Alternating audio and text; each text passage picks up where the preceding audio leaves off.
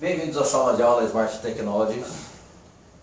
Sou o professor Silvio e hoje nós vamos trabalhar com reações de metais com ácidos.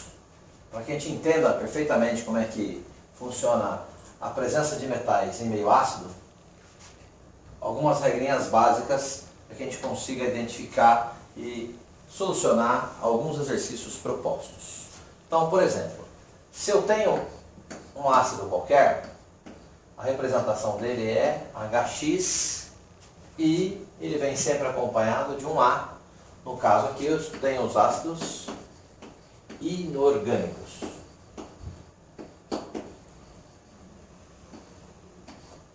Esse A representa para mim um ânion. Lembrando também que esse ácido, quando colocado em água, quando esse ácido é colocado em água, ele libera íons H+, e liberam os ânions que têm exatamente a carga, que é a representação da quantidade numérica de quantos hidrogênios eu tenho. A somatória das cargas, positivas e negativas, elas são rigorosamente iguais. Então eu tenho aqui, desse lado, ainda eu posso colocar, ó, que ele agora está em meio aquoso. Então eu tenho a parte positiva e a parte negativa em meio aquoso. Então desse lado o ácido inorgânico ele é molecular.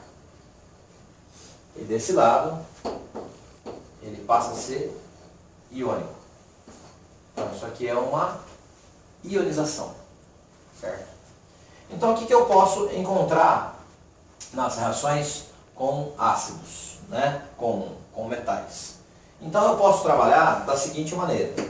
Eu posso pegar um ácido do tipo ácido clorídrico, por exemplo, onde o ânion é o cloro e o H, então, se eu for decompor isso aqui, ó, eu tenho H+, e o Cl-, e coloco ele em presença, por exemplo, do átomo de alumínio.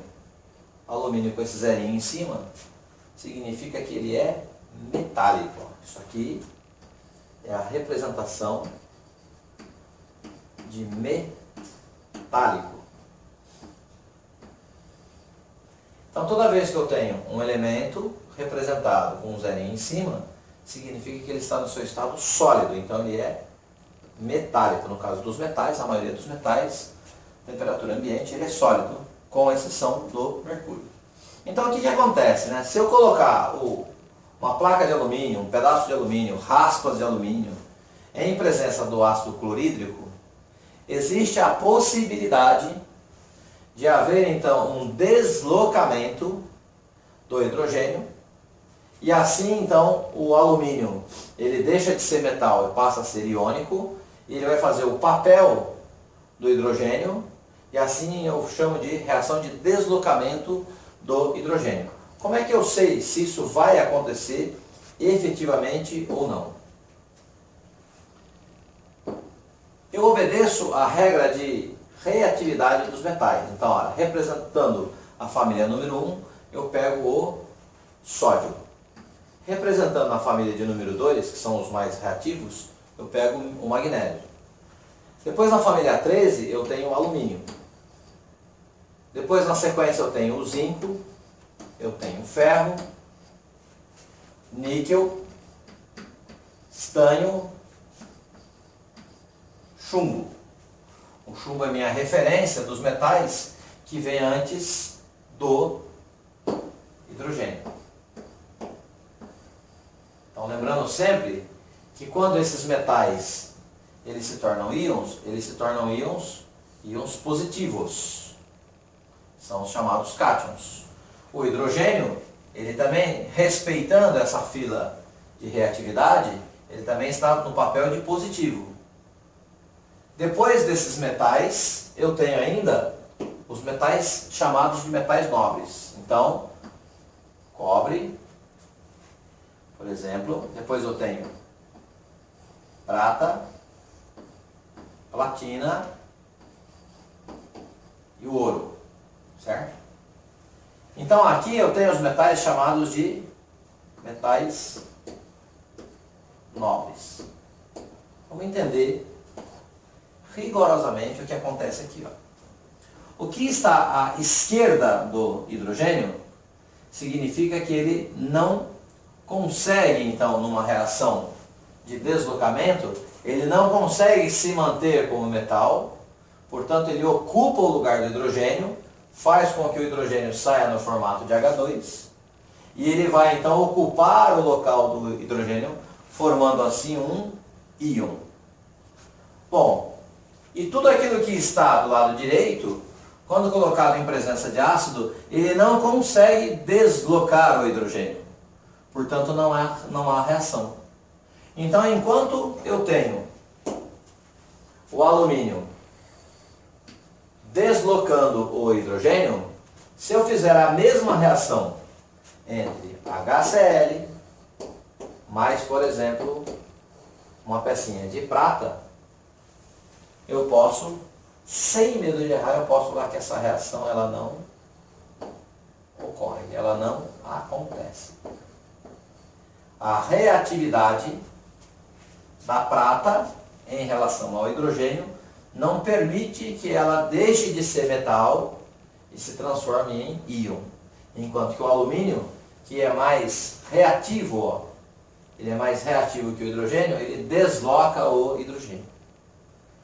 Quando ele desloca o alumínio, ele tem sempre a formação de um íon que a gente chama que é trivalente. Ó. Ele perde 3 elétrons na passagem de alumínio no estado fundamental, número de prótons igual ao número de elétrons, para a transformação dele em íon. Então ele vira Al mais 3.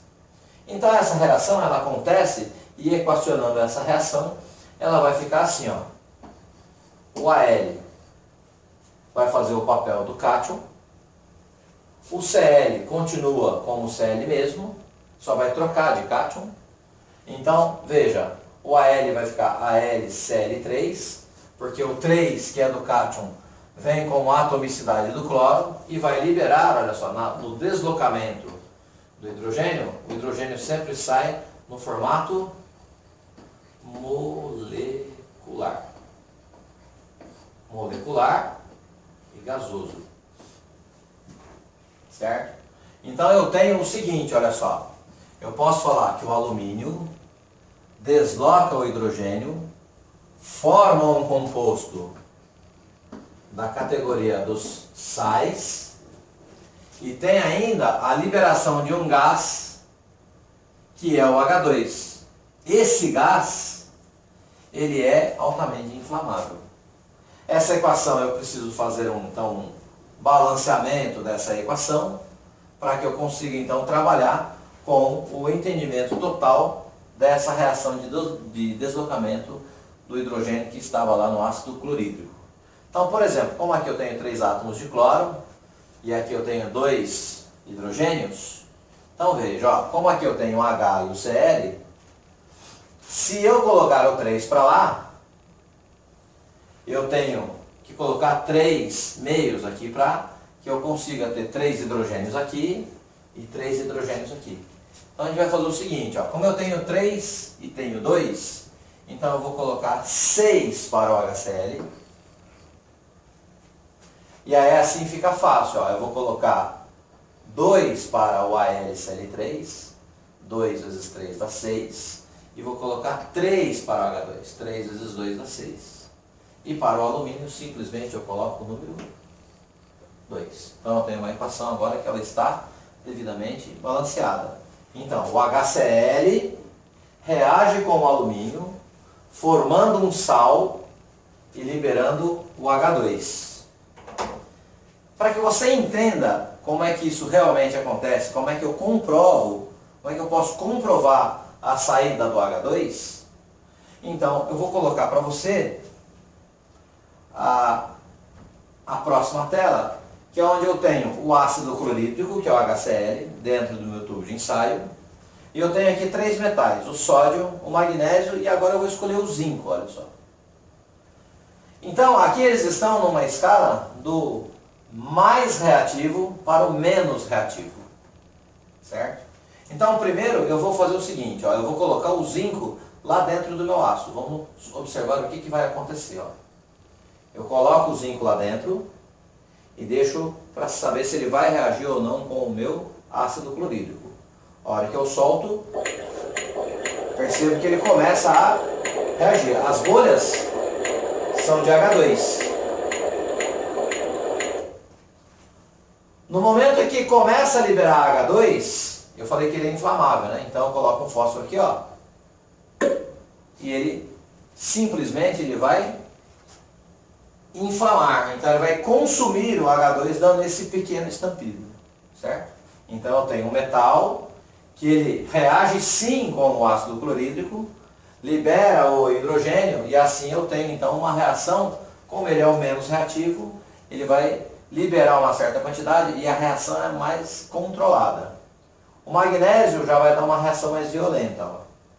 Perceba só, coloco o magnésio lá dentro. A liberação do gás. Para comprovarmos, então eu vou colocar o quê? Vou colocar a chama próximo do gás. Então pode ver que esse estampido ele já foi o quê? Um pouco mais intenso. Então eu posso falar que o magnésio ele tem uma reatividade maior que a do zinco.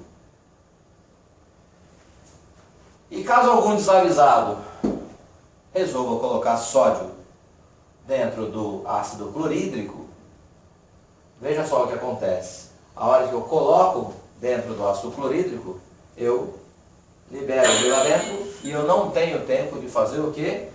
Eu não tenho tempo de colocar o quê? A chama próximo do gás. O gás liberado é de forma tão intensa que ele vai me dar o quê? Uma diferença muito grande de pressão e vai causar um acidente. Então é proibido colocar o sódio em presença de ácido clorídrico. Magnésio e zinco têm uma reação menos intensa. E assim, então, nós terminamos a aula que fala sobre a reação dos metais com os ácidos inorgânicos. Aqui a química funciona. Tchau!